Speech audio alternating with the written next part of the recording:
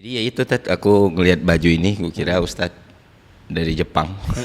Alhamdulillah terakhir dari Jepang. Oh, Ustadz Felix akhirnya dari Jepang. Apa rasanya Tad? Jadi nakama tapi nggak boleh ke Jepang? Nah. Di ban.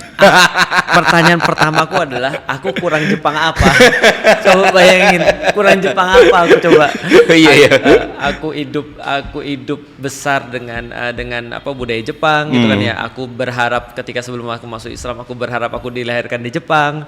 Aku bahkan bertanya kenapa aku nggak lahir di Jepang gitu maksudnya. Pakai watashi nggak dulu kalau ngomong Tad? Kita kayaknya nggak senorak itu dari dulu. Kita nggak pakai watashi, kita nggak pakai nani dan segala macam. Cuman belajar hiragana, katakana aja sih paling. Terus kenapa sampai Ustadz Felix Show itu di band di Jepang? Karena Ustadz kurang Jepang apa gitu kan? Kalau kita bicara ras, kita bicara ini juga irisannya kan tebal banget gitu. Kenapa sampai di band Tad? Nah, aku juga nggak tahu dan nggak bisa berspekulasi ya. Cuman dari beberapa data-data yang aku dapat sih katanya kedatanganku ke Jepang yang terakhir sebelum COVID itu katanya mendapatkan perhatian dari polisi.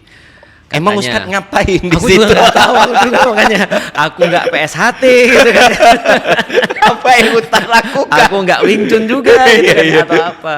Nah tapi aku nggak tahu, setauku ya tapi ya yang namanya apa ya, polisi itu kan pasti dapat laporan dari warga lokal ya ataupun dari warga Indonesia yang ada di sana. Dan kita tahu 2019 kan aku lagi dalam tanda kutip ya diawasin banget karena seolah-olah kayak berpihak pada pilpres kan. Nah kalau dugaanku dan aku nggak bisa memastikan, dugaanku ada orang-orang Indonesia yang ngasih informasi salah sehingga dimaknai sama orang Jepang, oh ini kayaknya berbahaya karena gini. Visa waiver itu setauku balik lagi, visa waiver itu setauku tidak bisa ditolak kecuali dua keadaan, satu melakukan kriminalitas di Jepang atau dua melakukan pelanggaran visa. Nah pelanggaran visa atau kriminal ini adalah aku pikir aku yang mana ya? Iya makanya bingung. Iya makanya aku kriminal atau pelanggaran visa aku nggak tahu sih, tapi itu sih intinya. Berarti Ustadz ini ya sama kayak Logan Paul juga dilarang Tad. Di Jepang ya? Iya. Wah, dia bisa di mana ya kalau gitu ya? Nah, kalau dia gampang karena dia waktu itu di hutan yang ini. Ashworth itu dia nge-vlog lah itu emang kalau Jepang urusan itu kan keras banget. Sangat keras banget. Jadi gimana Tad hari-harinya? Aku ngelihat semalam kayaknya seru banget Ustadz nonton TV ya. Iya, aku nontonnya subuh-subuh sih. Subuh-subuh. Rekaman ulangnya. Rekaman ulang. Pendapat Ustadz gimana tuh dengan aku diskusi? Melihat pertama-tama ya yang aku sampaikan tadi bahwasanya begitu flow-nya argumen-argumen orang sebenarnya ketika di Indonesia. Jadi banyak banget orang-orang yang membangun argumen tapi tidak berdasarkan fondasi atau basis yang benar. Kayak ngomong sembarangan. Terus kemudian ketika nggak mampu berargumen, kebanyakan orang-orang kita adalah teriak gitu kan, marah-marah atau otot gitu kan ya. Yang pertama kali komenku itu bukan sebenarnya pada omongan-omongannya sih, tapi kelakuannya itu loh. Ngeliat nggak? Maju terus mundur. Pikirku gini, kalau orang Sumatera maju pukul lah gitu kan. Ngapain maju terus mundur gitu kan ya. Kalau udah maju jangan mundur lagi gitu kan maksudnya. Kalau maju terus mundur lagi kayak nggak serius gitu maksudnya. Ustadz sebagai orang yang pernah menghadapi orang yang sama nih waktu itu, ada perubahan nggak Tad? Jadi terus terang salah satu ya. Aku akui orangku tuh masih mudah terprovokasi. Aku sangat easily provoke gitu kan ya. Aku mudah banget terprovokasi. Waktu itu muda. Sampai sekarang aku easily provoke. Tapi ada satu hal yang aku waktu itu sangat sadar bahwasanya aku tidak mau ngasih panggung orang-orang yang bodoh. Gitu kan ya. Jadi di awal-awal kalau misalnya Mas mau tahu, aku tuh nelpon berkali-kali, konfirmasi terus. Ini yang datang siapa? Ini yang datang siapa? Aku dikasih tahu ini list yang datang. Nah, ketika aku lihat list yang datang, aku pikir ya udah aman lah ya, namanya diskusi kan kita mau membangun ya. Kita nggak mau diskusi cuma sekedar kayak perpecahan ataupun cuma sekedar ribut dan segala macam. Itu dipastikan nggak ada tuh nama-nama yang aku dalam tanda kutip nggak suka lah.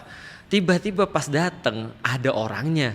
Yang tadi malam masih tantrum ini. Betul, tantrum ini. Aku bilang, aduh, ya udahlah karena nggak bisa mundur lagi. Aku bilang ya udah aku tetap di situ. Nah, dan benar kan, setelah itu kan dapat panggungan doi kan. Nah, aku pikir ya udahlah, ini adalah yang pertama aku jadi sebagai pelajar untuk berikutnya tidak lagi. Walaupun balik lagi aku kadang-kadang terprovokasi juga sih di sosial media, kadang-kadang ngelihat ada satu orang logikanya kacau banget, aku komen gitu kan ya. Nah tapi komen tuh kadang-kadang buat aku sendiri jadi rugi sih sebenarnya. Ya tadi aku lihat menuju ke sini pun Ustadz komen juga ya. Iya makanya itu dia tuh. Nah itu terprovokasi tuh aku kayak. Tapi kalau dia berubah kayaknya enggak sih kayaknya, karena dari awal kan memang menurutku ya orang-orang kayak gini nyari exposure. Oke gini Tan, kita masuk ke ranah yang lebih serius ya. Oke. Aku ngelihat satu laporan investigasi dari Deduktif kalau nggak salah, .id itu katanya memang di Indonesia tuh jaringan hasbara itu kencang ya Tan. Iya, itu kalau kita lihat itu diakui bahkan oleh beberapa orang-orang yang memang bertanggung jawab di propaganda itu kan. Mereka bilang mereka pengen nguasain pendidikan di Indonesia. Mereka khawatir banget Indonesia sebagai negeri muslim terbesar sekarang ya, bukan nanti, untuk terus kemudian punya pretensi buruk terhadap Israel dan segala macam. Jadi jaringan itu memang sangat besar sekali, dan jaringan ini udah masuk kemana-mana sih. Oh, udah bahkan dia lebih besar daripada yang kita pikirin. Menurutku ya, karena contoh gini ya. Mungkin ada banyak orang yang nggak suka ketika aku bilang ini, tapi kalau kita mau lihat data-datanya, kita kan bisa lihat bahwasanya ada organisasi Islam yang cukup besar di Indonesia, atau tidak bisa kita katakan besar banget di Indonesia, paling besar, ada hubungannya dengan itu kan? Oh ya? Ada, artinya mereka sudah menjalin hubungan kan, artinya contoh kayak gini misalnya. Aku masih ingat banget di tahun 2000 kalau nggak salah ya 17 atau 2018. Pada saat itu aku ngomentarin Yakut Khalil Qoumas, Yahya Khalil yang ketika kesana, yang sekarang jadi ketua PBNU, itu di sana dia memberikan satu speech tentang rahmah, judulnya We Choose Rahmah, dan salah satunya adalah dia bilang bahwasanya di dalam Al-Quran itu hanyalah aku lupa kata pastinya, tapi dia katakan ini adalah cerita orang-orang zaman dahulu, atau di dalam Al-Quran itu asatirul awalin, orang-orang dahulu punya cerita. Nah aku ngeliat sudah ada semacam kayak kerjasama ke situ kan gitu kan ya, artinya mereka jelas-jelas ingin memberikan sebuah narasi kepada orang-orang Indonesia bahwasanya harus ada normalisasi. Nah itu sebenarnya aku khawatirin sih, normalisasi itu sebenarnya. Maka dari awal kan ketika 2023, 2024, 2025 serangan 7 Oktober ya. Betul, 7 Oktober, yang aku khawatir normalisasi itu sih sebenarnya. Dan Hamas itu juga udah berkata berkali-kali kan bahwasanya mereka melawan itu karena Abraham Accord itu sudah sedemikian tinggi sekali aktivitasnya di Timur Tengah, sehingga mereka harus melakukan serangan 7 Oktober itu supaya dunia ingat masalahnya itu ada di mana sebenarnya. Dan tadi kalau yang kita bilang lagi, balik lagi hasbara ya, kejadian-kejadian di Indonesia kan sudah banyak kan, ada yang di Istiqlal dikasih chamber khusus gitu kan ya, atau di UI ketika diundang di Stadium General kan ya, Zionis Tulen kan gitu kan ya. Dan balik lagi BOP juga sama kan, BOP itu elite membernya, eksekutif membernya itu kebanyakan Zionis loh. BOP ya, buy our product ya. Buy our product. Artinya ya itulah yang kita lihat, banyak banget yang mempengaruhi. Jadi narasi itu semuanya ya bagian daripada hasbara itu tadi. Dan dia sudah masuk di internal regulator kita kah, internal government kan, dan Ustadz Felix punya pengalaman friksi langsung nggak dengan bagian dari jaringan ini? Sebenarnya secara langsung sih enggak, dan aku nggak punya bukti kalau mereka masuk kepada semacam kayak pemerintahan kita. Aku nggak punya bukti sih, hanya saja kalau kecenderungannya banyak ke sana sebenarnya. Makanya kan contoh kayak permisivisme ketika orang buat kerja sama dengan Israel, ada banyak sekali. Terus kemudian kasus-kasus yang kayak test in water kan gitu kan ya.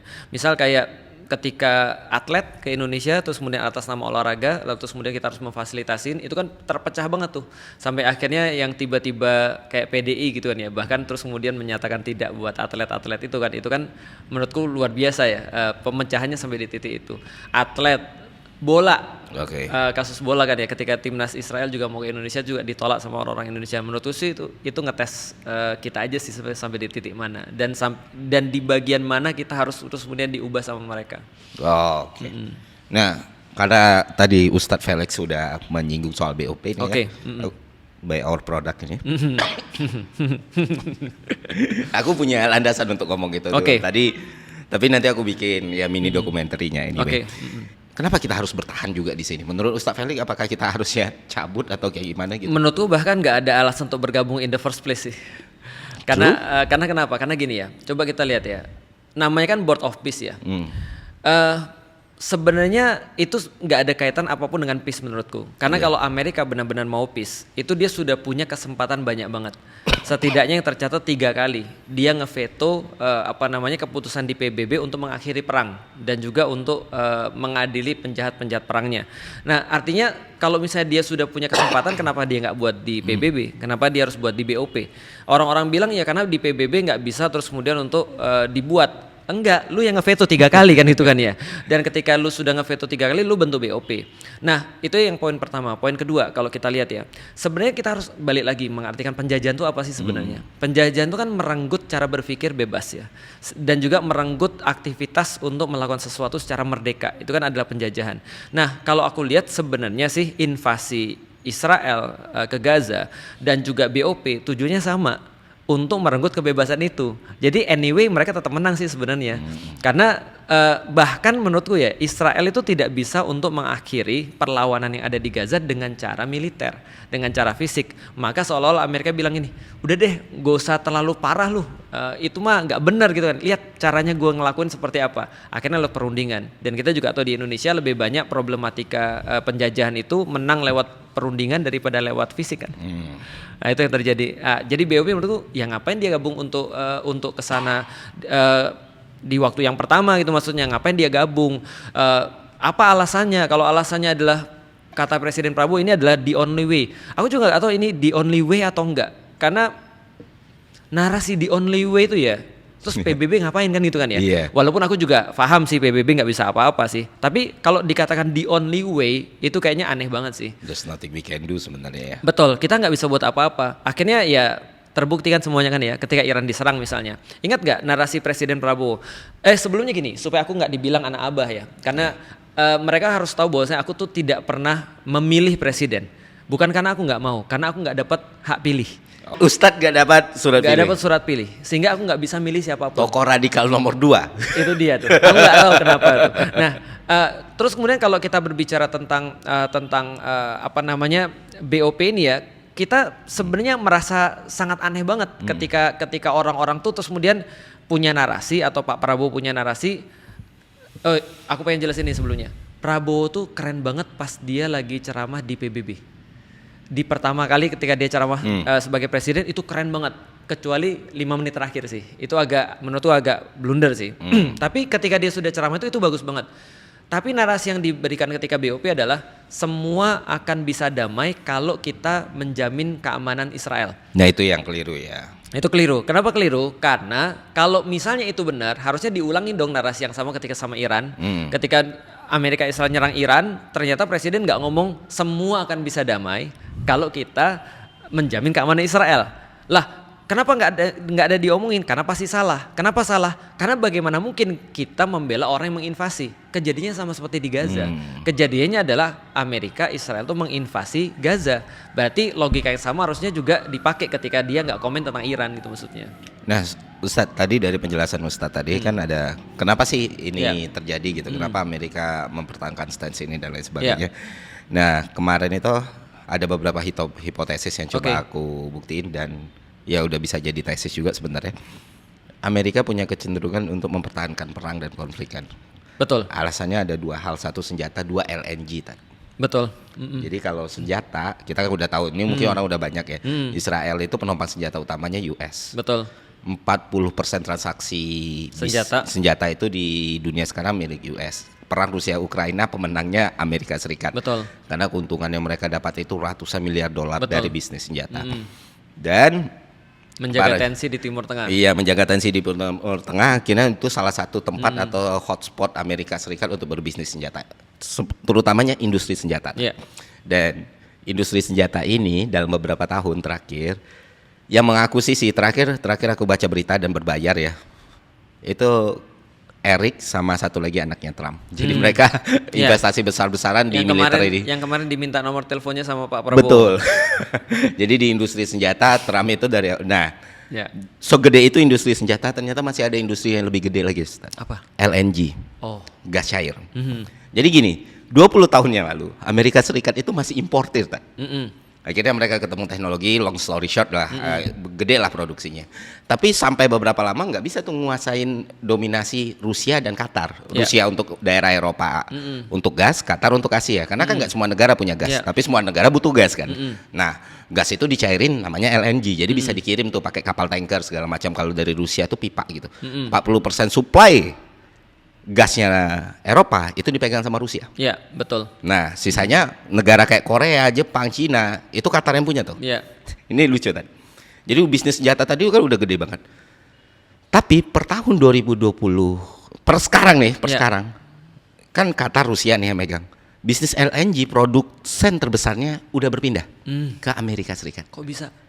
Karena ketika perang Rusia Ukraina terjadi, itu kan perjanjian banyak batal nih, transaksi antara Rusia dan Eropa banyak batal. Pindahlah semua orang Eropa ini belinya dari Amerika.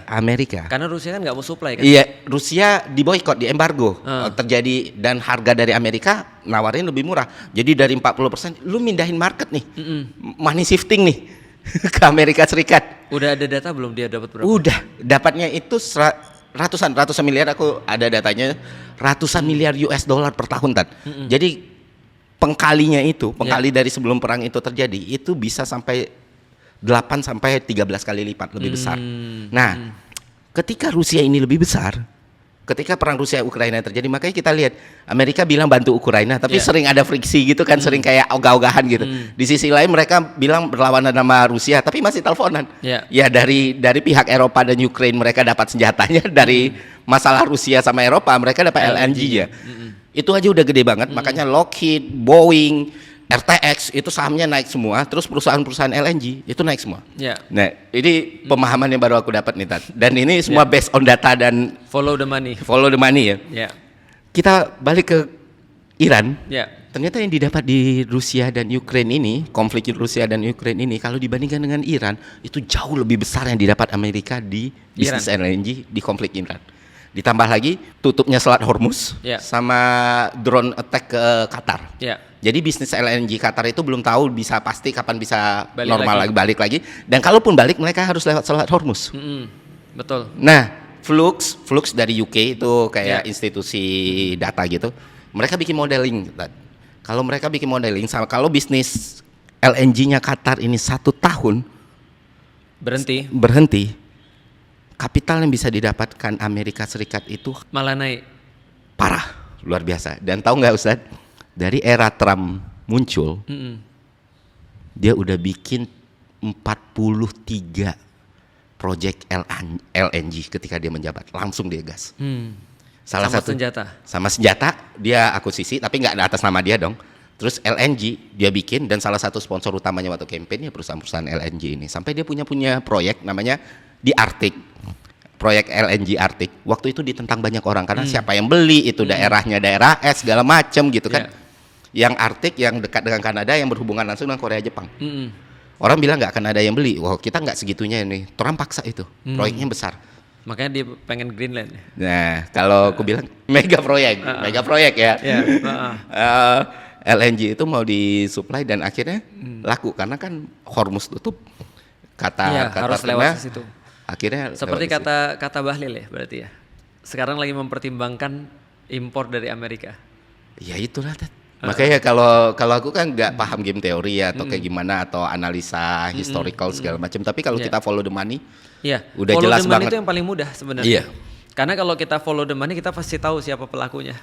Dan bahkan Trump ini bukan cuma membuat masyarakat dunia menderita ya, masyarakatnya sendiri. Untuk segelintir orang yang ada di kroni-kroninya lah. Karena semuanya ketika di trace itu, ya perusahaan-perusahaan ini ya, Exxon ini, itu tuh semuanya sponsornya dia.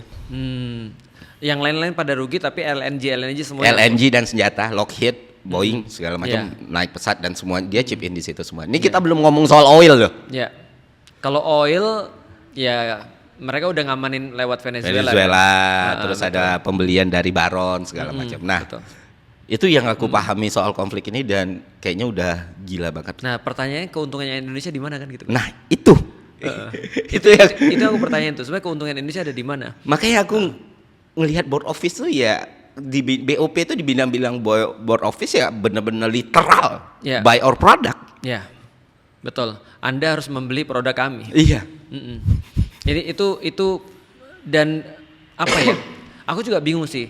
Tapi aku bisa ngerti sih, karena gini ya. Aku coba berandai-andai ya, walaupun ini nggak benar ya. Kalau aku adalah presiden Indonesia nih, dan kalau aku udah ngelihat bahwa saya ada operasi yang begitu precise gitu kan ya, dalam waktu 2 jam lebih untuk nyulik satu presiden, dan dia nggak punya konsekuensi sama sekali atas itu, aku juga mikir sih. Iya kan? Iya kan, maksudnya gini, itu aja presisi banget gitu maksudnya. Aku harus mikir sih, apalagi cuma mohon maaf ya Indonesia ya, yang kita nggak tahu seperti apa tuh. Dan kita bertahun-tahun hidup ya, baru ini ngelihat namanya presiden bisa ditangkap presiden lain. Iya, aku pikir gila sih, maksudnya lu mau berbicara dari pendekatan apapun ini nggak masuk akal gitu maksudnya, dan nggak ada konsekuensi gitu yang bisa diambil. Israel nggak punya konsekuensi, Amerika nggak punya konsekuensi. Nah di titik itu aku kok mikir gini, kok mau gabung ke board of peace itu, gitu maksudnya. Kenapa? Karena ini sudah jelas-jelas nggak ada peace-nya sama sekali. Orang mereka adalah pelaku penjahatnya gitu. Logika sederhana sih, tapi ya susah sih kalau ngomong sama orang-orang kebanyakan dengan logika sederhana gitu. Itu juga yang terjadi tadi malam ya, kayak kita disuruh merasionalisasi atau mengajarkan hal-hal yang dari awal pun from the beginning itu nggak logik gitu loh. Kita disuruh merasionalisasi hal yang tidak rasional kan sebenarnya. Nah, gimana caranya kan gitu. Gimana caranya gitu. Bohong cuma itu kan menginjak-injak intelektualitas namanya. Ya.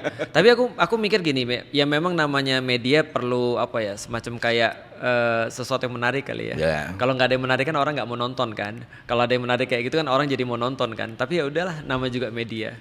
Nah, sekarang kita spesifik ke Iran sendiri, Ustadz. Di Indonesia itu kan Ustadz yang emang bergerak di bidang dakwah, Ustadz yang mendalami keilmuan agama dan agamanya itu sendiri. Itu kan punya banyak sekali pendapat ya, banyak sekali siding atas apa yang terjadi di Iran. Ada yang dukung, ada yang enggak, ada yang apa. Kalau dari Ustadz Felix sendiri kayak gimana masalah Sunni Syiahnya, masalah apa yang terjadi di daerah Suriah segala macam, sampai aku ngeliat diskusinya itu ya tidak membela Iran bukan berarti Amerika dan Israel benar, ada hal-hal kayak gitu. Nah, dari Ustadz sendiri melihat ini seperti apa gitu? Pertama-tama kita harus bedain antara pemahaman teologis dengan bagaimana kita menyikapi geopolitik sebenarnya. Nah, kalau secara pemahaman geopolitik atau gampangnya ya pembelaan kita terhadap Palestina lah. Itu mau apapun yang menyerang Israel itu aku dukung tuh. Apapun, mau Cina yang nyerang Israel gitu kan ya, ataupun mau Amerika nyerang Israel gitu kan ya, Kurohige gitu ya. Kurohige nyerang Israel gitu kan ya, ataupun di Bastard Call gitu kan ya. Itu aku dukung tuh gitu kan ya. Itu stance yang jelas dari Ustadz Felix. Itu stance yang jelas. Artinya secara pembelaan terhadap kemanusiaan ataupun konteks agama. Dalam hal itu ya aku harus mendukung siapapun yang mereka itu berani untuk berdiri melawan kezoliman kan itu kan ya. Dan kita sudah tahu my enemy is my friend. Itu artinya itu sudah jelas banget, ini adalah enemy-nya of the world, malah bukan enemy kita lagi gitu maksudnya.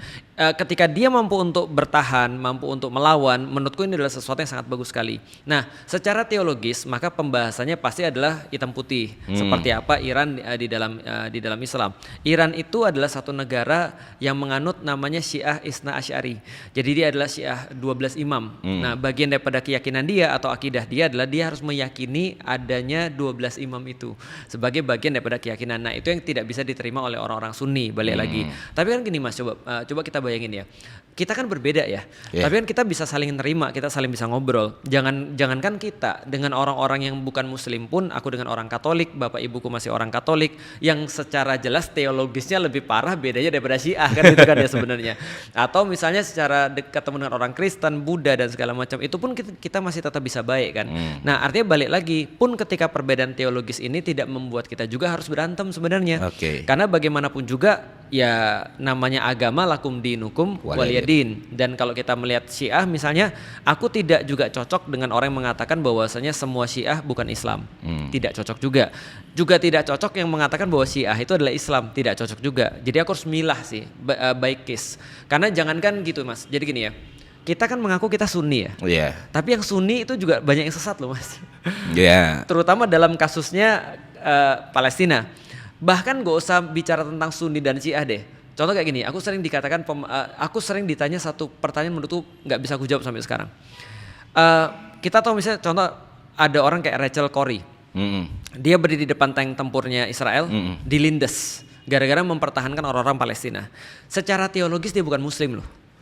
Tapi pertanyaan ketika aku ditanya dia masuk mana, surga atau neraka, itu bingung aku tuh. Oke. Karena secara teologis aku bisa jawab, tapi secara kemanusiaan Humanity itu ya? salah. Jadi yang aku bisa jawab adalah aku berharap mudah-mudahan Allah sudah ngakuin dia sebagai seorang muslim.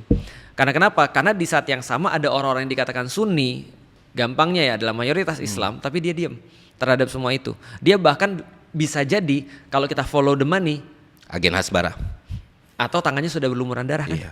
Maksudnya dia tangannya berlumuran darah kaum muslimin gitu maksudnya. Iya. Di titik itu aku ditanya, dia masuk surga atau neraka?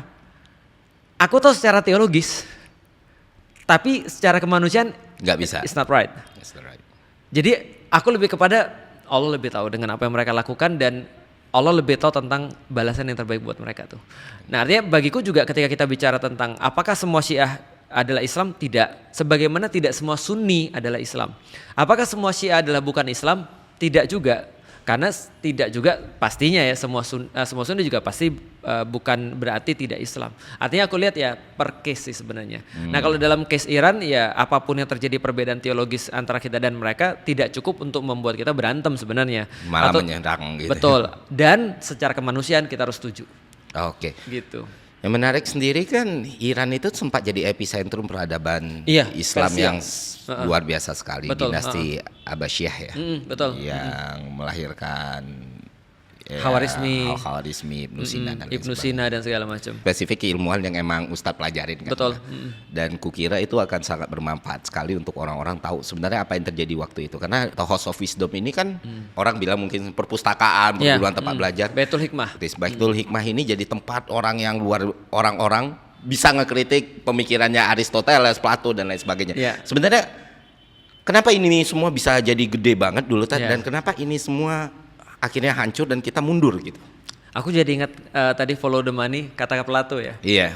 All war is for money. Iya. Kata dia ya setidaknya kira-kira begitulah ya. Iya. Oke. Tentang Iran, pertama konsep Baitul Hikmah ataupun Iran ketika jadi pusat peradaban dalam hal sains di dalam Islam itu terjadi di masa Sunni.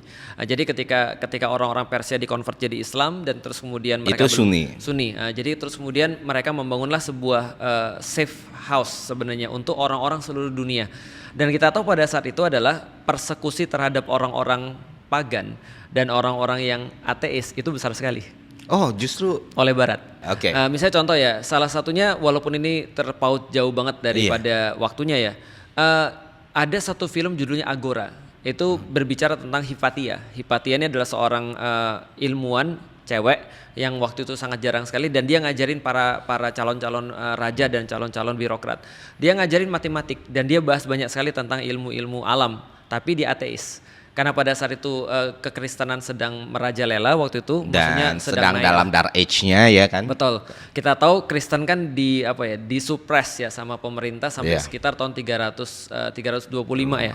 Sampai 325 mereka terus kemudian dijadiin agama resmi negara, mereka mulai ekspansi Dan jadi hukum. Betul, dan jadi hukum orang-orang yang pemikir-pemikirnya disuruh milih kan ya. Kalau kamu nggak mau masuk Kristen, kamu termasuk heretics kan gitu. Oh. Ya, oke. misalnya kayak Hipatia ini tahu nggak dibunuh dengan cara apa? Dia dibunuh dengan dalil. Dia dibunuh dengan teks Alkitab. Bahwasanya tidak pantas bagi perempuan untuk ngajar untuk di publik. Maka dia tahu ada kerang nggak mas? Kerang yang di pantai yang tahu. sangat tajam. Nah itu dikulitin satu persatu. Ini. Terus dimutilasi. Nah, itu yang terjadi pada Hipatia dan ini terjadi pada banyak sekali juga orang-orang yang belajar sains. Nah sehingga itu terjadi brain drain akhirnya ke negeri-negeri Muslim. Orang-orang Muslim itu menampung mereka dengan seluruh keahlian-keahlian mereka, dengan seluruh apa yang mereka sudah bangun sebelumnya yang merupakan tradisi Yunani.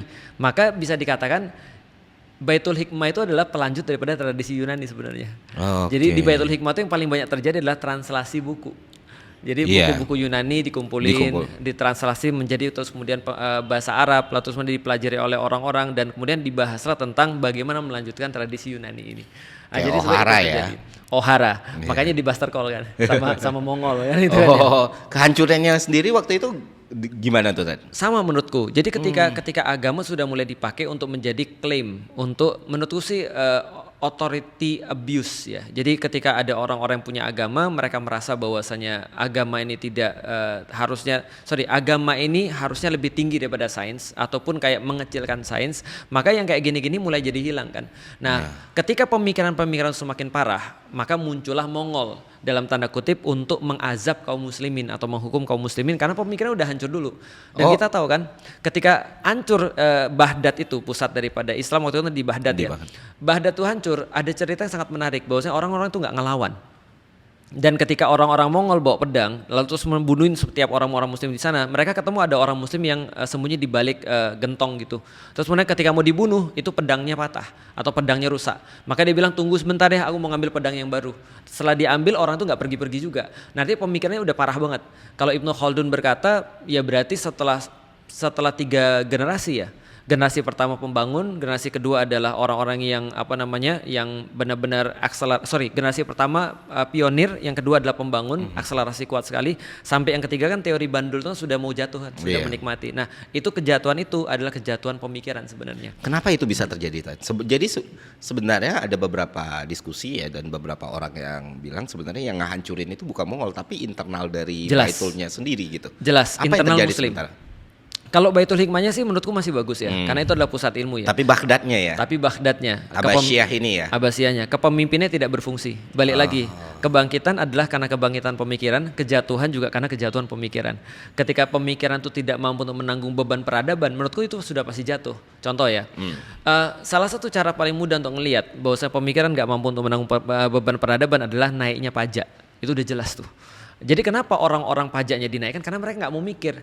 Padahal kalau mau mikirin banyak pendapatan sebenarnya bisa dilakukan. Kenapa harus dari pajak? Tapi adalah pajak cara yang paling mudah yang nggak usah mikir. Pokoknya ada orang tarik dan itu. Apalagi misalnya solusi-solusi terhadap permasalahan dunia. Nah, itu kalau orang sudah malas mikir sudah habis tuh.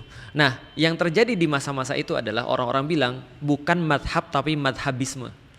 Madhab itu adalah solusi. Jadi madhab itu berbeda-beda karena orang mencari solusi tentang satu permasalahan kaum muslimin. Tapi madhabisme itu adalah sudah masuk kepada fanatisme madhab. Sehingga yang dicari bukan solusi, yang dicari adalah berbangga-bangga di antara kelompok. Oh, itu sama nggak kira-kira kayak sekarang? Iya, makanya kita kan bahas ini sebenarnya. Kan parah kan? Iya, tapi kan ini kan kita nggak menyerang siapa-siapa, kita bicara historical loh. Betul, gitu. historical. Betul. Sebenarnya sebuah dinasti yang sebenarnya awalnya sangat kuat banget ya, akhirnya. Boleh lebih spesifik gak, Stad? Apa yang sebenarnya terjadi di dalam dan pergantian pimpinan? Ya. Kalau kekuasaan kan kayaknya jahat gitu. Betul.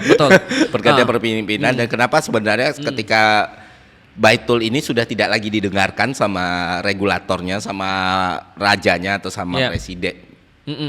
Sama pemimpinnya lah. Sama pemimpinnya ya.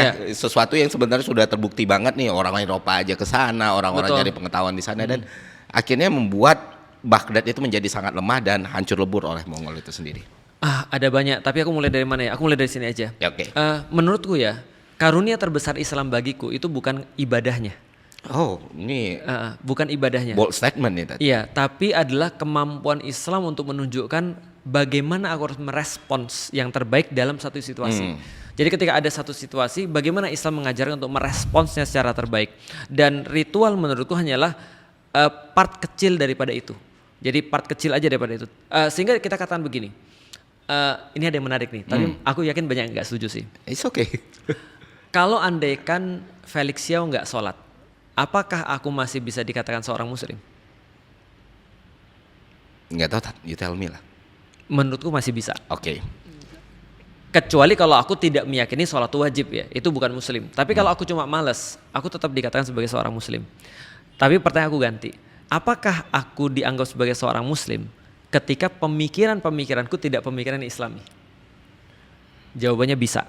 Karena sebenarnya yang menyebabkan seorang itu bersyahadat adalah pemikiran sebenarnya. Maka karunia Islam terbesar bagiku adalah ketika Islam itu mampu untuk menjadi solusi bagi setiap kehidupan. Jadi respons terbaik kita pada setiap kondisi.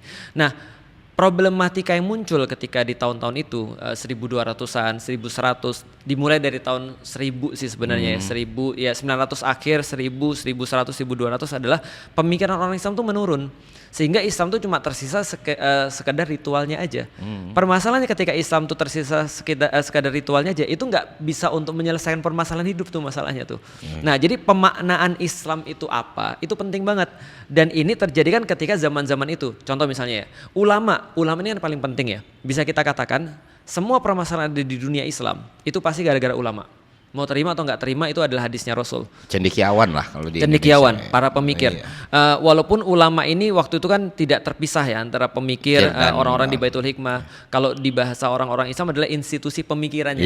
Semacam orang yang memberikan semacam kayak rules terhadap pemikiran itu seperti apa. Karena kaidahnya gitu. Kan dalam tata bahasa juga sebenarnya ulama itu definisinya bukan sebatas hal-hal yang ritualis kan itu atau tadi hal-hal yang jadi kayak idea itu kayak sendiri. Mengecilkan Islam cuma ritual ya, kan padahal ulama itu seharusnya pemikiran, idea, konsep segala macam. Benar. Makanya Islam selalu jadi peradaban kan, bukan cuma agama. Benar banget. Tapi kalau sekarang kalau ulama kan yang jenggotnya panjang, yang sholatnya rajin gitu kan. Ustadz Felix Show. Itu namanya alim namanya, bukan ulama. Jadi ada beda antara alim sama ulama. Kalau alim kan orang tahu. Nah, ketika itu terjadi problematikanya misalnya kayak ulama aja. Ulama tuh kebagi dua Mas ketika saat itu. Pertama adalah ulama yang benar-benar dia sudah condong pada dunia, bukan lagi ulama. Dikatakan bahwasanya syarat ulama di dalam Al-Quran adalah orang yang paling takut dengan Allah. Nah, sedangkan orang-orang ini mereka berebut mencari pintu istana. Dan kita sudah dikasih tahu para ulama kan, kalau andaikan ulama-ulama yang baik ya, mereka berkata begini, kalau para ulama sudah berebut mencari pintu istana, berarti yang mereka cari pasti bukan ilmu, karena penguasa nggak punya itu. Tapi apa yang mereka cari yang dipunyai oleh penguasa, yaitu adalah koneksi, jabatan, uang, ataupun yang lain. Nah itu ada satu ulama yang sudah mulai mengarah pada dunia, tapi di sisi lain ada ulama yang sudah menjauhi dunia. Mereka bilang udahlah dunia ini udah kotor, dunia udah nggak benar, kita harus benar-benar jadi asketis. Kita pokoknya harus menjauh daripada dunia. Muncullah dalam tanda kutip sufisme yang salah ya dalam tanda kutip ya, yang menjauhi dunia.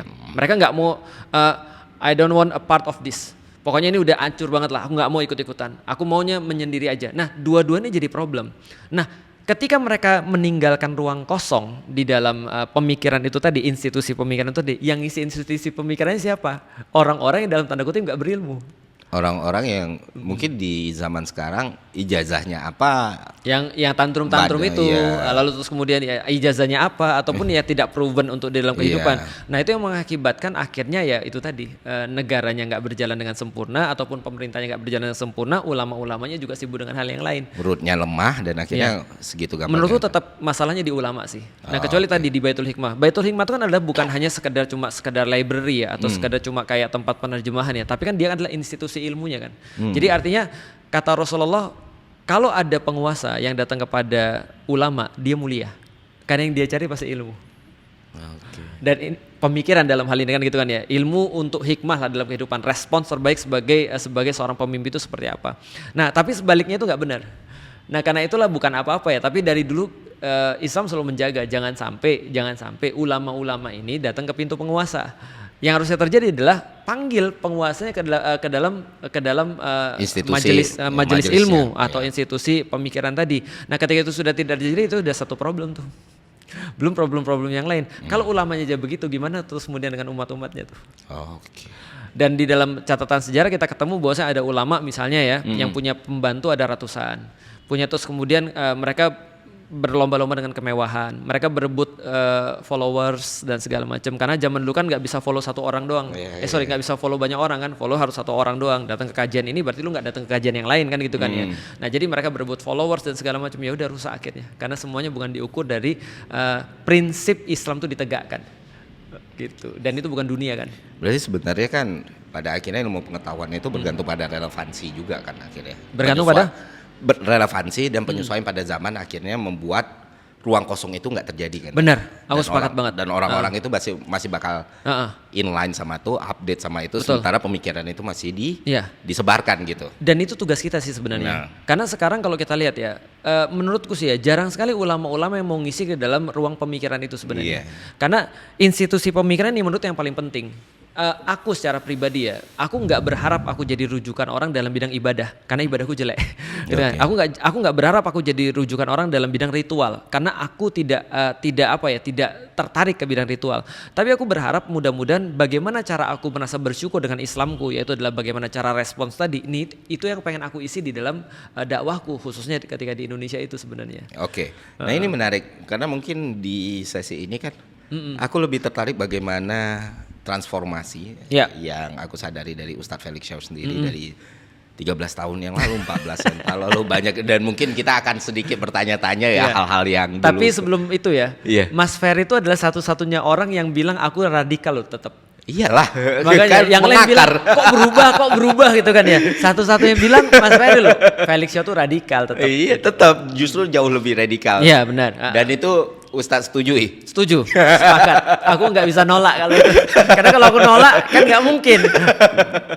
Justru karena dia semakin mengakar dan semakin tahu, makanya ya kayak aku bilang mungkin pendekatannya berbeda, mungkin cara approachingnya juga berbeda. Tapi kalau aku kan outcome base ya, outcome ini petnya kayak gini, jalannya kayak gini atau apa. Ustadz pun dengan caranya segitu. Dan sebenarnya gila sih Ustadz kalau aku ngelihat kayak dari dulu itu sebenarnya kan hate-nya ke Ustadz itu bukan cuma datang dari buzzer atau apa ya, dari orang-orang yang umum pun kadang ngerasa ini orang ngapain sih gitu kan, marah-marah terus ya. Terus kok seakan dia paling benar. Aku ingat ada beberapa tweet Ustadz tuh yang aku ingat waktu itu. Membela nasionalisme gak ada dalilnya, membela Islam ada dalilnya. Nah sekarang tuh setelah berbelasan tahun Ustadz bisa menjelaskan nggak sebenarnya apakah ada yang berubah dari itu, apakah ada yang kayaknya gue mengkoreksi bidang ini dan kayak gini. Dari itu aja dulu.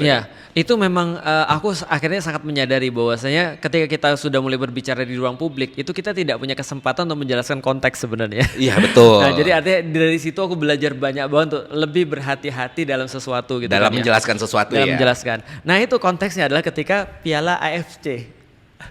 Oke, Irfan Bahdim dan kawan-kawan waktu itu ya, 2010. Itu kita masuk ke kita jadi runner up. Oh iya, yang kalah lawan Malaysia. Malaysia, betul. Waktu itu orang-orang, aku ingat banget, waktu itu lagi ada masalah Palestina juga, gitu kan ya. Tapi ustadz-ustadz itu pada nge-tweet tentang masalah AFC itu. Aku bilang kok bisa gitu, gitu maksudnya. Ya terlepas sekarang aku ternyata nge-tweet tentang bola juga ya gitu. Aku malah bukan tentang AFC, Manchester United kan gitu kan. Artinya aku jadi ngerti ya berarti aku zaman dulu tidak memahami itu sih. Artinya orang ngomong apa kok kamu ngarahin ke sana. Aku merasa aku kayak orang-orang yang baru belajar gitu maksudnya. Percaya nggak? Ada juga suatu waktu ya ketika sebelum aku jawab tadi ya tentang konteks ya. Ada satu bagian daripada yuk ngaji namanya Hawariyun. Itu pernah datang ke aku lalu minta aku mau belajar gitu kira-kira. Nah, hal pertama aku lakukan adalah ngajak dia makan, buka puasa. Pas buka puasa dia nangis Mas. Kenapa? Dia nangis. Aku tanya kenapa kamu nangis? Apa kram perut atau apa gitu kan, nggak biasa makanan enak atau apa? Dia nangis terus dia bilang begini, kita makan enak sementara orang-orang Palestina nggak bisa makan. Aku bilang wah gila nih bocah nih, rusak suasana banget. Nah itu adalah kata yang tepat untuk aku pada saat itu kan ya, ngerusak suasana kan gitu. Orang lagi ngomong apa, lu ngomong apa terus nggak nyambung gitu kan ya. Apakah ketika kami nonton bola lantas kami nggak peduli dengan masalah Palestina, kan nggak gitu konsepnya kan, nggak sederhana itu kan. Nah itu konteksnya itu sih sebenarnya. Maka aku saking kesalnya aku akhirnya nge-tweet begitu. Nah tapi akhirnya ya setelah lama aku jadi ngerti juga sih. Oke, berarti kita harus jaga beberapa hal yang orang-orang tuh mungkin nggak ngerti maksud kita tuh apa. Iya lu kesel, tapi orang nggak ngerti gitu maksudnya. Kenapa lu kesel gitu maksudnya. Tapi izin nih Tad, aku balikin ke substansinya sendiri. Ada nggak dalil membela negara itu atau nasionalisme? Nah, perlu nggak sebagai umat Muslim itu membela nasionalnya? Gitu. Nasionalnya. Kalau yang aku dapat adalah bahwasanya kita harus mengartikan dulu nasional ya. Bahwasanya kalau ikatan nasionalisme ini adalah ikatan yang di atas Islam, maka nggak ada. Jadi kalau misalnya contoh ya, ikatan Indonesia itu adalah di atas daripada ikatan Islam, itu nggak ada. Tapi apabila ikatan Indonesia itu di bawah ikatannya Islam, maka itu tidak ada masalah. Jadi artinya ketika misalnya contoh kita sebagai orang Muslim, kita misalnya aku orang Islam yang orang Indonesia, that's okay. Itu adalah sebuah namanya keragaman, itu adalah sebuah namanya keniscayaan. Tapi kalau misalnya dia di atas Islam, aku tetap nggak bisa menerima. Nah inilah bukti nyata kalau saya tidak salah Ustadz Felix bahkan jauh lebih radikal daripada dulu. Kenapa jauh lebih radikal? Karena dia benar-benar udah tahu bagaimana mengemasnya. Ya, setidaknya kan tadi aku harus ngerti cara gimana membuat orang tuh ngerti bahwa aku tuh kesel gitu maksudnya. Gitu. Tapi ada beberapa lagi yang ingat itu masalah hak cipta gitu Hak misalnya. cipta, betul. Nah, Lagi rame sendiri, lagi sekarang iya. nih. Gimana betul. tuh penjelasannya tuh Tan? Ya, nah itu konteksnya gini. Dulu itu orang-orang tuh kan pada miskin ya. Sekarang juga sih gitu kan ya. Masih miskin. Dan kita nggak bisa menafikan bahwasanya di sekitar kita tuh ada orang-orang yang pakai software bajakan. Yeah. Bukan karena mereka nggak mau. Aku pernah baca satu penelitian, orang-orang yang ketika dia punya penghasilan lebih, dia akan beli software yang asli. Iya. Aku pernah baca sih penelitian itu. Jadi mereka bukan karena pengen kriminal sih, tapi karena mereka benar-benar nggak punya uang. Nah, ada orang yang nanya tuh Mas, yang nggak punya uang ini, mahasiswa. Gimana Ustadz hukum skripsi kita kalau kita pakai software bajakan? Maka waktu itu tuh, aku nggak tahu lagi gimana seperti apa hukumnya. Akhirnya aku cari beberapa hukum, dapatlah aku hukum yang aku sampein itu tadi. Bahwasanya ketika orang sudah membeli satu produk itu jadi milik dia. Ketika dia mau mengcopy ini untuk orang lain, maka itu menjadi tidak ada masalah. Nah itu yang aku sampaikan dalam hak cipta itu. Kenapa? Salah satunya dikatakan bahwa ilmu itu milik Allah. Nah itu yang aku sampaikan. Dan salah satu contohnya adalah kayak Sahih Bukhari, Sahih Muslim gitu kan ya. Nah kalau kita mau berikan hak cipta pada siapa kan gitu kan ya. Karena orangnya sendiri bilang ini juga bukan punyaku, karena aku cuma mengumpulkan aja. Walaupun kalau di dalam dunia sekarang kita bisa kasih hak cipta itu kepada dia. Tapi ternyata kan mereka lebih mengatakan ini ilmu Allah, manfaatin seluas-luasnya biar aku dapat pahala kan gitu kan ya. Nah di titik ini aku dapat pertentangan keras banget. Iya. Keras banget di waktu itu ya. Kalau sekarang sih aku sudah nggak terlalu peduli sih sebenarnya. Di waktu itu ada satu ustadz yang sampai bilang begini, kalau semua itu adalah milik Allah, ya udah istrinya Felix Xiao kita pakai aja bagi-bagi. Itu kan nggak benar kan? Itu ustadz. Walaupun ini kasar sih menurutku sih, karena sudah tidak kontekstual dan tidak to the point gitu kan ya, tidak pada fokus pembahasan dan juga sangat ya tabu kan sebenarnya bagi seperti itu kan ya. Tidak terpelajar sih. Iya, akhirnya aku datengin orangnya dan aku ajak ngobrol. Maksudnya aku berusaha untuk menerapkan, ya udahlah mungkin ada sesuatu yang dia nggak tahu. Ilmunya bagus banget, tapi mungkin dia nggak tahu. Setelah kita ngobrol kita jadi teman. Dan aku nyampein bahwa konteksnya itu seperti ini. Ini loh ada orang-orang perlu solusi karena mereka pakai bajakan. Nah untuk sekarang apakah hak cipta itu ada? Tentu kita sampaikan ya konteksnya seperti apa dulu, karena hukum Islam tuh tidak rigid sebenarnya. Hukum Islam tuh benar-benar volatil banget, bisa terus kemudian tergantung situasi dan tergantung kondisi. Kayak aku secara pribadi aku tetap nulis buku.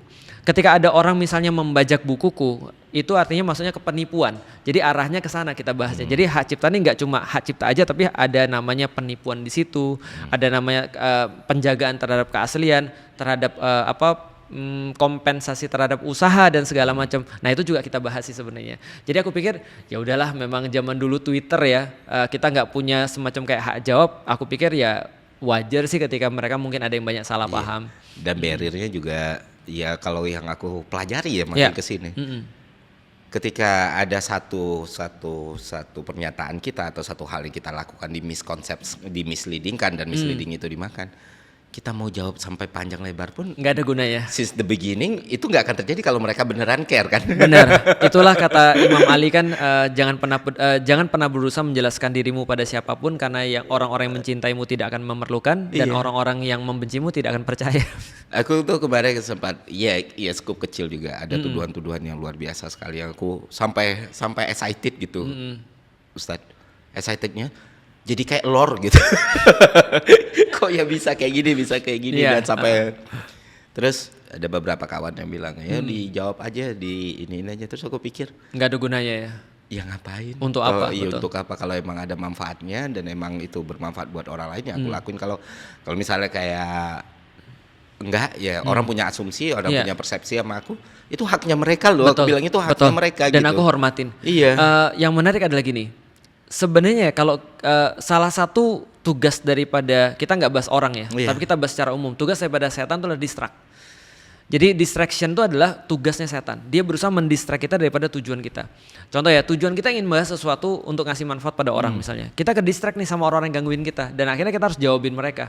Nah menurutku itu nggak perlu sih. Udah kita kejar aja apa yang kita tuju. Misalnya emang mungkin secara manusiawi ada fase denial, fase yang kayak ih kok kayak gini banget deh, gua harus jawab nih, ini kan ada bukti-buktinya nih.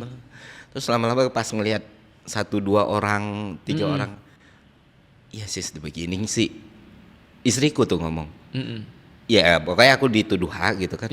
Padahal kan aku udah kayak gini-gini ya. Kalau emang mereka ngikutin kamu kan seharusnya mereka udah lihat apa yang kamu lakuin gitu. Benar. Katanya. Benar. Tapi orang banyak percaya katanya. Ya dari awal memang mereka udah gak percaya sama kamu. Ya sudah katanya. Dan satu problem lagi. Muhammad Al-Fatih itu ketika dia pergi dari kotanya Manisa menuju ke Edirne untuk ngambil alih kepemimpinan setelah bapaknya meninggal, dia bilang begini, biarlah hanya orang-orang yang mencintaiku yang mengikuti aku.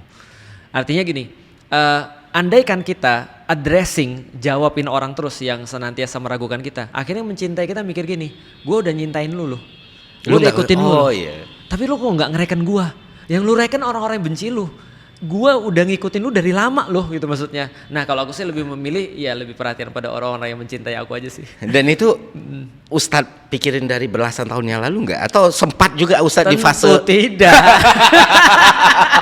Sempat di fase marah juga, di dial stres, marah, sedih gitu kan ya. Tapi itu 2012 sih. Menurutku yang paling parah 2013, 2017 itu parah banget sih. Apalagi artikel di mana-mana. Sampai di luar negeri artikelnya. Indonesian Preacher bans selfies. Jadi seolah-olah aku nggak boleh selfie gitu mas. Itu padahal benar-benar misleading banget sih. Tapi aku pikir ya udahlah terima aja. Lu belajar bahwasanya jangan sampai besok bikin pernyataan yang bisa ambigu. Nah, aku kan juga ngelihat tuh aku kan ngikutin Ustadz kan dari lama gitu. Beberapa kali juga ada upaya Ustadz untuk mengklirkan pernyataan misleading. Betul. To be honest ya. Berguna atau enggak? Enggak. Enggak ada gunanya. Cuman gini, itu juga sebenarnya aku ambil berdasarkan dalil sih. Karena kalau misalnya sudah benar-benar merugikan atau jadi sesuatu yang mudorotnya besar, nah itu aku biasa klarifikasi. Contoh misalnya ketika ada tulisan yang bilang bahwasanya aku menghina Hadratus Syekh Hasyim Asy'ari, aku berusaha untuk ngasih tahu bahwa enggak pernah sekalipun kita ngomong seperti itu. Ataupun ketika ada tulisan bahwasanya Felix Shaw bilang siapapun yang mengucapkan selamat Natal itu wajib dipenjara. Nah itu aku terus kemudian aku klarifikasi, ini enggak ya, aku bilang ya ini salah ya gitu kan ya. Tapi selain itu terus terang aku lebih kepada setiap kali ada yang kritik ya, aku coba untuk menikmati kritiknya sih. Kan Mas tahu kan ya dulu aku dijadiin beat sama teman-teman komika kan ya. Tapi aku menghargai sih kalau yang kayak gitu. Artinya dia udah efforts untuk bikin beat itu kan harus nulis gitu kan ya, harus bikin premisnya, harus bikin punchline-nya, harus ada sesuatu yang diambil dari sana. Sebut aja nama komikanya tapi enggak apa-apa. Oke, Ernest. Coki gitu kan Coki buat Coki aku enggak tahu sih, Coki. Tapi kalau yang aku ingat waktu itu Panji, Ernest, Ari Kriting. Itu aku pernah lihat. Cuman waktu itu aku pikir ya udahlah aku lebih menikmati jokes-nya aja sih. Tapi Coki enggak pernah sih. Coki enggak tahu aku. Kayaknya nggak pernah sih kayaknya. Nggak pernah. Nggak berani ya. Karena waktu itu sudah benar-benar ini ya, sudah powerful waktu itu ya. Iya, Ustadz Felix-nya gede, Cokinya gede kan. Kalau sampai jadi beat kan. Ya bisa clash ya. Iya bisa clash. Gitu. Tapi kalaupun Coki sih aku juga merasa nggak ada masalah sih. Aku merasa senang aja sih ketika sekarang ada orang yang make fun of me gitu kan ya. Atau aku bahkan berpikir kapan aku jadi meme ya gitu kan ya. Kayaknya bagus tuh. Artinya menurut sih aku kalau ada orang efforts aku appreciate. Tapi kalau misalnya ada orang cuma sekedar marah-marah doang ya gitu kan ya aku lucu aja sih. Udahlah gitu ya. Tahu gak hiburanku apa? Apa tadi? Hiburanku tuh sekarang mungkin jahat ya, di kolom komen sekarang hiburanku. Ya jadi ngeliatin komen-komen yang lucu, itu hiburanku tuh. Kalau aku menyarankan buka Facebook tuh. Nah, kalau itu tidak lucu itu mak-mak yang sering kali hoax aja dipercaya kan ya. Kucing baca Quran di situ ada tuh. Nah, Ustadz harus masuk ke grup-grup meme-nya. Oh gitu. Itu lucu-lucu. Oh ya yang ini ya, Yanto Kopling gitu iya, kayak gitu. Kalau dulu tuh ada semiotika Adiluhung. Sekarang tuh udah mulai banyak lah gitu. Cuman ya kayak Kaskus mulai ya. Iya, tapi kan pada pakai nickname pada ini ya. Cuma kan sekarang lagi ditekan banget kan metanya kan, jadi ya di Facebook. Facebook itu termasuk yang paling di press. Mas meninggalkan Twitter main ke Facebook. Aku main Facebook tuh dari dulu Tad. Yang enaknya kayak gini, itu satu-satunya media sosial yang mana orang nggak tahu itu aku. Dan aku nggak harus bikin akun anon. Gitu.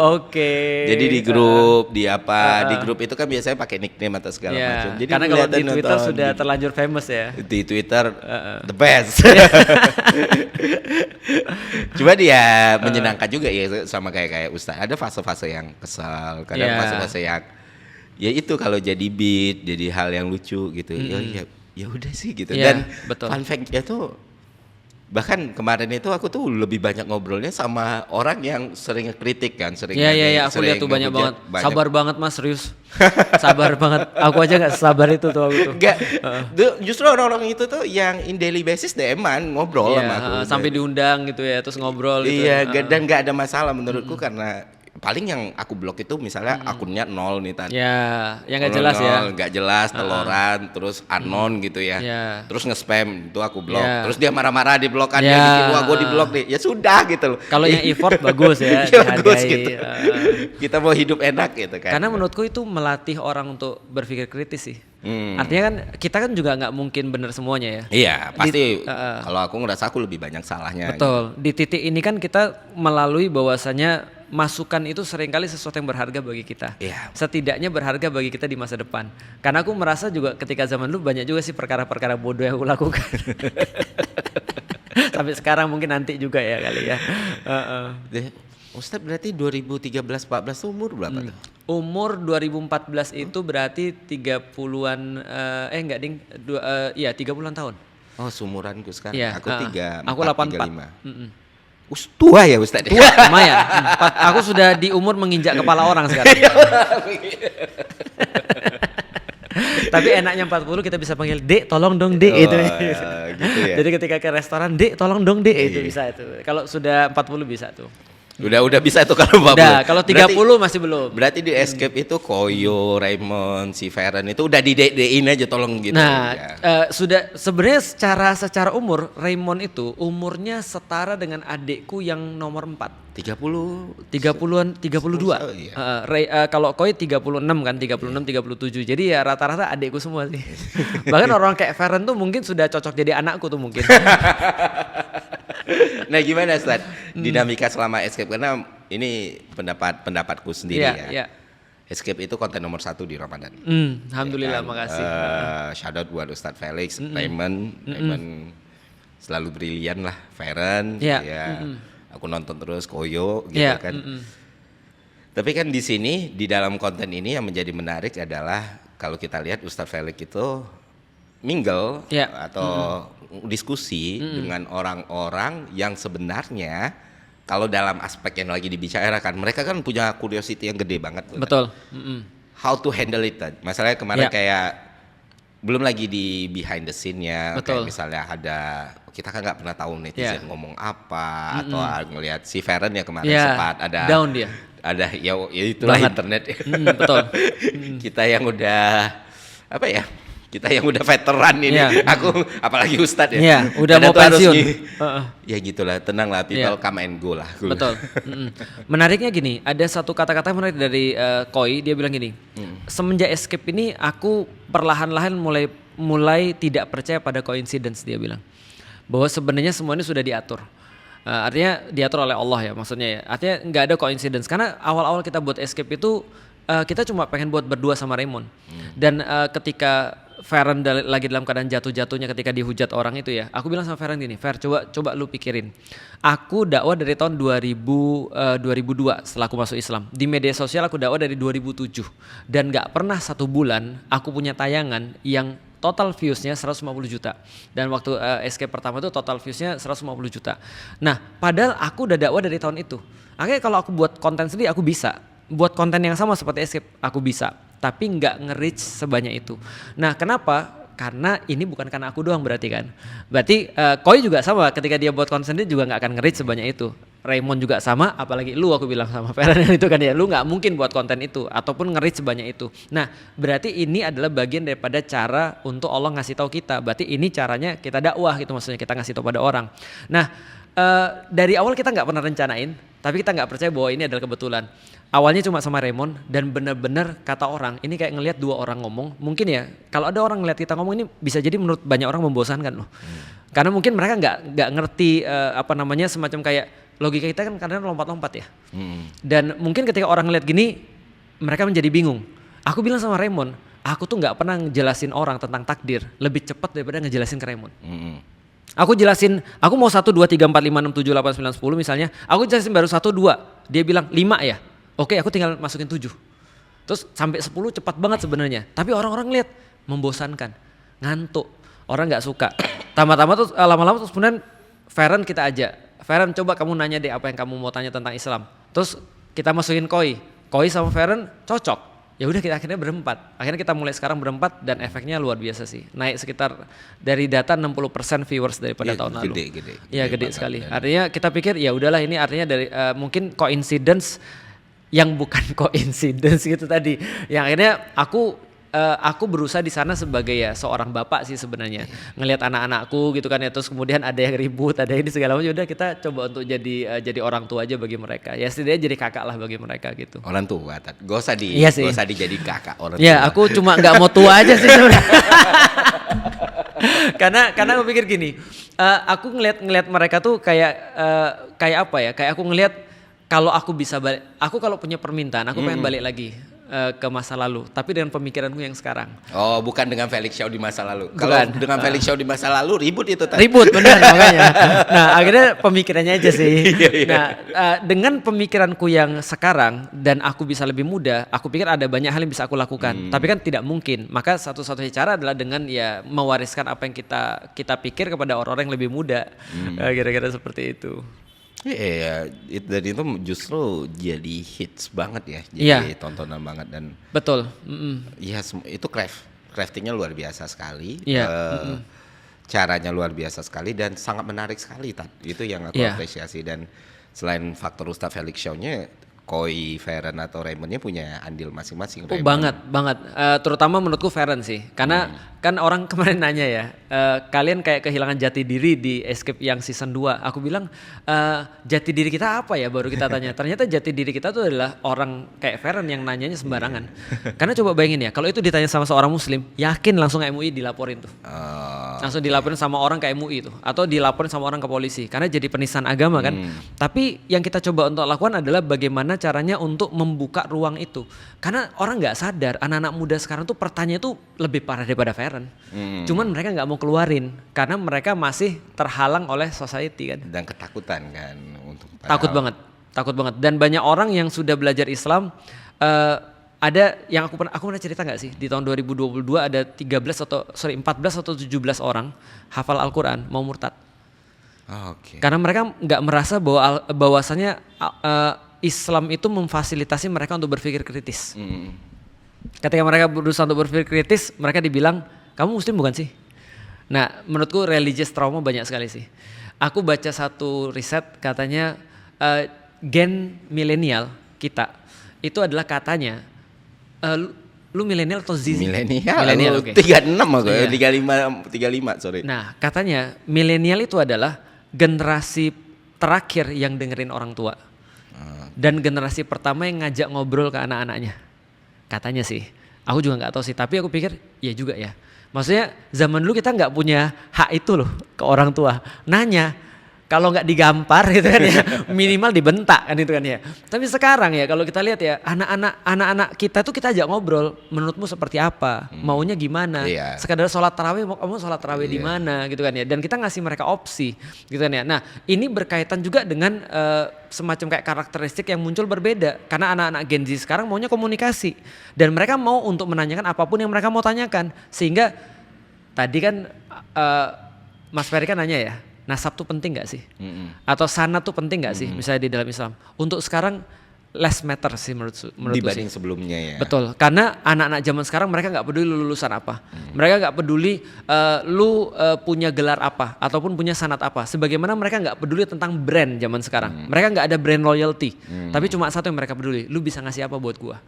Sekarang gitu. Dari hal-hal seperti ini yang akhirnya membuat Ustadz Felix pun mencoba untuk relevan dan tetap berada di zone relevansi itu tadi. Yang paling menarik daripada Rasulullah, salah satu yang paling menarik daripada Rasulullah adalah Rasul bisa membuat semua orang di dekatnya merasa relevan. Bahkan dalam banyak hadis, semua orang di sekitar Rasulullah merasa dirinya lah yang nomor 1 di mata Rasulullah. Dia yang paling dicintai nih. Aku bingung gimana caranya ya. Ketika kita ketemu dengan 10 orang, 10-10-nya merasa bahwasanya dialah yang paling istimewa di mataku. Itu kan terjadi sama Rasulullah kan, dan Rasul bukan punya 10 orang loh. Sahabat, maksudnya banyak banget seorang sahabat-sahabat semua ketika ketemu Rasul, kenapa mereka merasa relevan dengan Rasulullah. Nah, di situ ya, di titik itu sih menurutku para pendakwa harus lebih banyak berpikir dan belajar ya. Dan belajar gimana caranya kamu itu jadi relevan bagi orang lain, sehingga orang lain tuh ketika ngelihat kamu dia seneng gitu maksudnya, bukan ketika ngelihat kamu dia takut ditanya dalilnya apa kan gitu. Itu salah satu mungkin tantangan paling berat sih. Gila sih. Transfer proses revolusi Ustadz Felix itu luar biasa sekali, dan balik lagi buat orang supaya nggak salah, radikalisme itu mengalami pergeseran makna. Radikal itu mengalami pergeseran makna menjadi radikalisme. Orang kalau semakin mengakar, ya dia akan semakin kuat. Betul. Gitu loh. Mau anginnya seperti apa dia udah tahu stance-nya. Iya, seperti yang pas Mas jelasin tentang meritokrasi itu ya. Banyak pergeseran makna ternyata di kita yang kadang-kadang kita juga masih salah. Kayak kemarin aku ternyata salah, fetis itu kukira kesukaan, ternyata bukan. Bukan Ustaz. Ternyata gangguan. Ya banyak yang hal-hal yang mungkin kita dengar tapi kita nggak pernah benar-benar memahami maknanya karena kita serahkan pada makna publik kan. Iya, makanya kemarin tuh udah banyak banget, dari kemarin tuh banyak banget ya minta aku ngobrol sama Ustadz Felix lagi lah, karena kan kita relatif sering ngobrol ya di tahun-tahun kemarin ya. Kapan lagi Bang, kapan lagi kan ya. Dan itu aku selalu bilang salah satu pengalaman paling menyenangkan dan mungkin paling lama untuk ngobrol sama Ustadz Felix gitu. Alhamdulillah. Karena kayaknya sama-sama rebel kayaknya. Enggak lah, aku enggak radikal. Oh, mana? Akhir 2025 Ferry Irwandi, awal 2026 Panji, sama aja. Dan aku bangga sih dua-duanya temanku. Ya, makasih Ustaz. Oke, itu aja. Terima kasih udah datang, Tat. Makasih banget Mas udah ngundang aku sini. Aku senang juga kok. Sampai jumpa di Malaka Podcast selanjutnya.